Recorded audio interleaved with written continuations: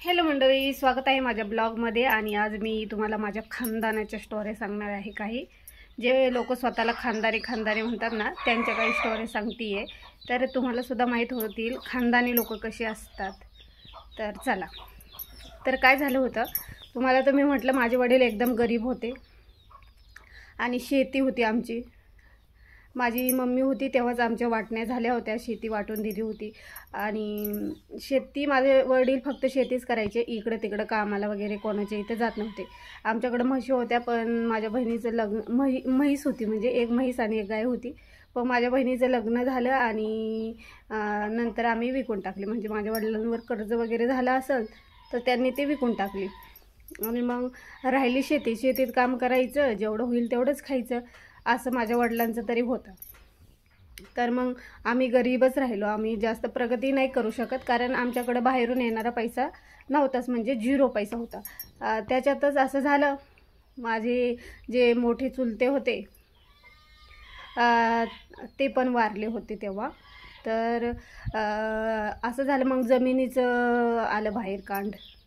जमिनीचं कांड असं झालं का, माझी आजी होती, म्हणजे माझ्या वडिलांची आई, तिने तिच्या काळामध्ये जमीन खरेदी केली होती, काही जमीन खरेदी केली होती म्हणजे तिने।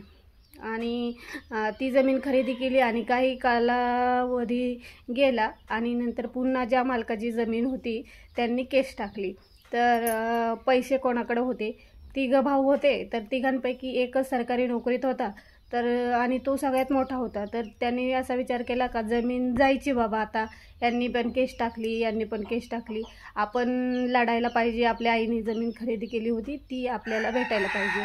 म्हणून माझ्या चुलत्यांनी केस लढली ती, कारण तेव्हा त्याच्याकडे पैसे होते तर तो लढणारच ना। केस लढली, हायकोर्टामध्ये गेला आणि आमच्या बाजूने निकाल लागला, म्हणजे माझ्या चुलत्याच्या बाजूनेच निकाल लागला।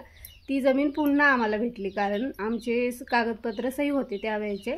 माझ्या जो आजीने ती जमीन खरेदी केली होती ते सगळे कागदपत्र बरोबर होते आणि ती खरेदी आमच्या बाजूने झालेली होती। मग कोर्टात लढायला जो खर्च लागला, कोर्टामध्ये जेवढे वकिलाला पैसे गेले प्रत्येक वेळेस, एवढ्या पैशांचा हिसाब माझ्या चुलतीला सांगतच असेल, असं झालं, असं झालं, असं झालं, असं झालं।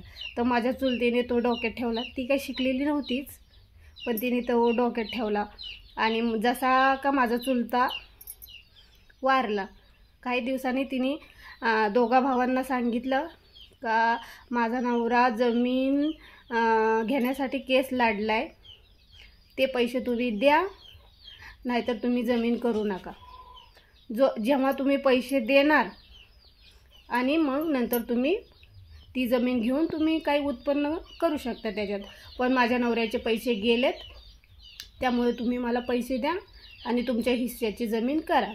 तर 5 वर्षासाठी आमची जमीन आमच्या चुलतीकडं होती, म्हणजे तिने आम्हाला करून नाही दिली। तिला हेही माहीत होतं माझे वडील शेतकरीच आहे आणि आमच्या शेतामध्ये एवढं हे येत नाही, धान्य पिकत नव्हतं, कारण माझे वडील फक्त शेणखत वापरायचे आणि युरिया वगैरे टाकत नव्हते ते, तर उत्पन्नच कमी यायचं, म्हणजे जेवढं धान्य व्हायचं तेवढं आम्हाला वर्षाला पुरायचं सुद्धा नव्हतं, कारण खाणारी तोंड जास्त होती आणि जे धान्य व्हायचं ते कमी व्हायचं। आणि आमची काही जमीन तिने घेतली, कारण तिला पैसे दिले नव्हते म्हणून। ती म्हणली जेव्हा तुमच्याकडे आज पैसे येतील, उद्या 10 वर्षांनी येतील, तेव्हा तुम्ही जमीन घ्या। आणि तेव्हाच माझं लग्न झालं होतं। आणि लग्न झाल्यावर माझा भाऊ माझ्याकडं होता, म्हणजे त्याला मी ठेवून घेतलं होतं। माझे भाऊ, दोन्ही भाऊ माझ्याकडे होते, पण त्याच्यातला एका भावाला काम शिकवलं माझ्या नवऱ्याने। आणि मग माझ्या भावाने काम करून करून पैसे साठवले आणि मग जमीन सोडवली। असे खानदानी लोक असतात। आणि मग ते पैसे दिल्यावर ती जमीन आमच्याकडं पुन्हा आली, पण त्या बाईला थोडीही अशी दया आली नाही का हा बाबा आपलेच दीर रे, आपलंच हे। तर असे खानदानी लोक असतात।